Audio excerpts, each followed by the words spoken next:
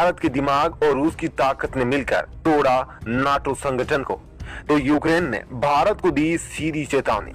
दोस्तों, इन सभी खबरों पर विस्तार से चर्चा की जाएगी। आइए पहली बात जानते हैं यूक्रेन ने भारत को लेकर कौन सी चेतावनी दी है, और उसके बाद आपको बताएंगे कि कैसे नाटो का टूटना शुरू हो गया है।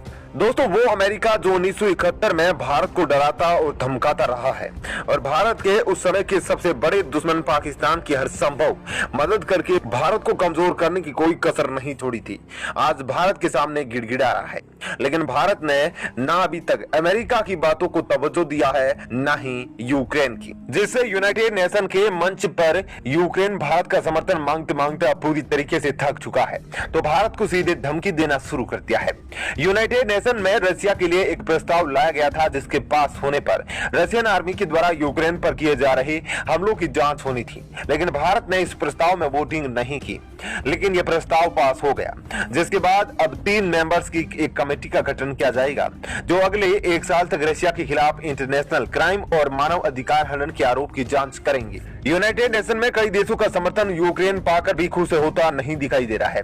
उसको बस इसी बात की चिंता है कि भारत ने उसका सहयोग क्यों नहीं दिया, जिसके बाद यूक्रेन की ओर से भारत को लेकर कहा गया कि यूक्रेन भारत को जिन जिन खाद्य पदार्थों को सप्लाई करता है वो अब रुक सकती है। दरअसल यूक्रेन के विदेश मंत्री ने अपने दिए गए एक इंटरव्यू में कहा कि यूक्रेन भारत को कई प्रकार के खाद्य पदार्थ मुहैया कराता है।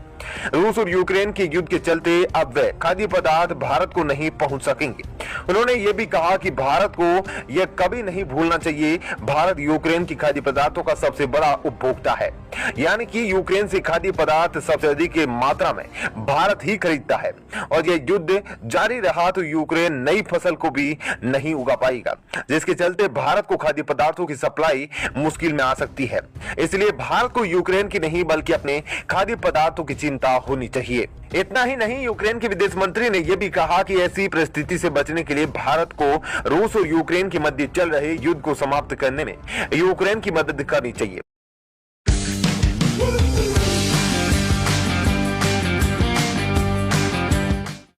और भारत को पुतिन से कहना चाहिए कि वे जल्द से जल्द इस वार को खत्म कर दें। अब अगर यूक्रेन के विदेश मंत्री के बयानों को आप ध्यानपूर्वक देखेंगे तो कहीं ना कहीं उनका यह भी कहना था कि भारत को रूस का सहयोग न करके अपने हितों को ध्यान देना चाहिए, और अगर यह युद्ध नहीं रुका तो भारत में खाद्य पदार्थों भारी संकट आएगा और भारत के लोगों को भूखा रहना पड़ेगा। तो क्या भारत सच में अभी भी कृषि में इतना पिछड़ा है कि वह